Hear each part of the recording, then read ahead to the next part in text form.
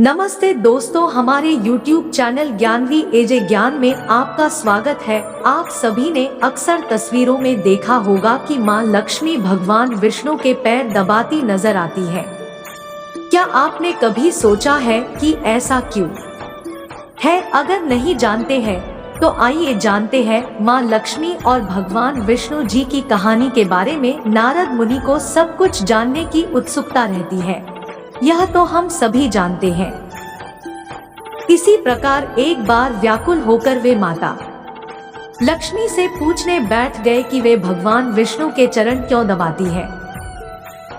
देवी लक्ष्मी ने बड़ी आसानी से नारद मुनि को बता दिया कि मनुष्य से लेकर भगवान तक सभी ग्रह उन्हें प्रभावित करते हैं। श्री हरि के चरण दबाने से इन ग्रहों का अशुभ प्रभाव समाप्त हो जाता है, तो वह अपने श्रीहरि के चरण दबाती है।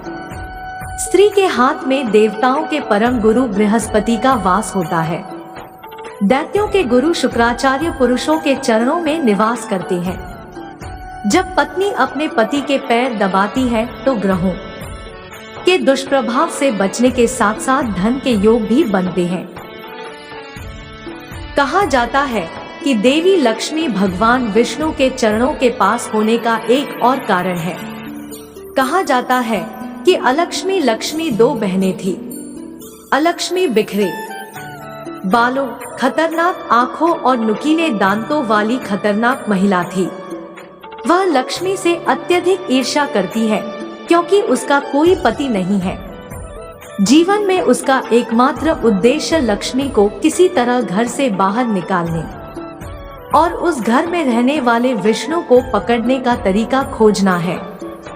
उसके पास एक सूखा सिकुड़ा हुआ शरीर, धंसा हुआ गाल, मोटे होंठ और मनमोहक आंखें हैं और वह एक गधे की सवारी करती है।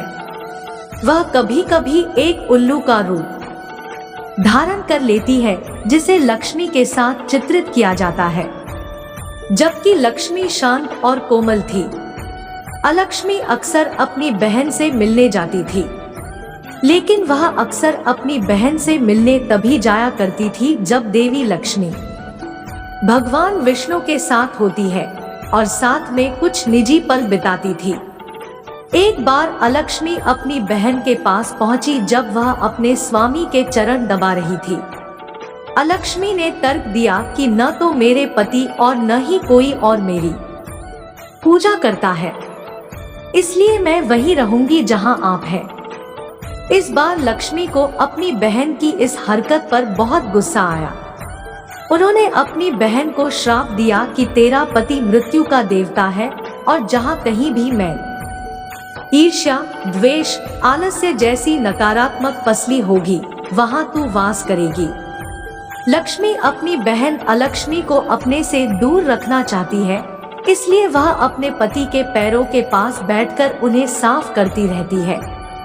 इसी तरह लक्ष्मी को प्रसन्न करने के लिए हमें भी अलक्ष्मी को अपने घर से दूर रखना चाहिए, अर्थात गंदगी और बुरे विचारों से दूर रहना चाहिए।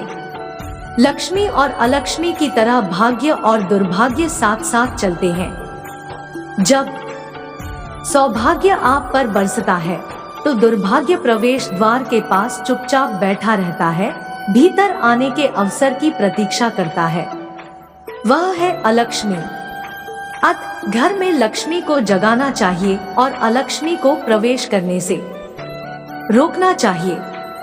इसलिए आप देखते हैं कि रोज सुबह घर की सफाई की जाती है, मुख्य द्वार के बगल में पानी डाला जाता है, अगरबत्ती जलाई जाती है, लोग त्योहारों में नए नए कपड़े पहनते हैं। ऐसा दुर्भाग्य अलक्ष्मी को घर में प्रवेश करने से रोकने के लिए किया जाता है। तो दोस्तों, आपको यह कहानी कैसी लगी हमें कमेंट में अवश्य बताएं और हमारे चैनल पर नए हैं तो सब्सक्राइब जरूर करें। धन्यवाद।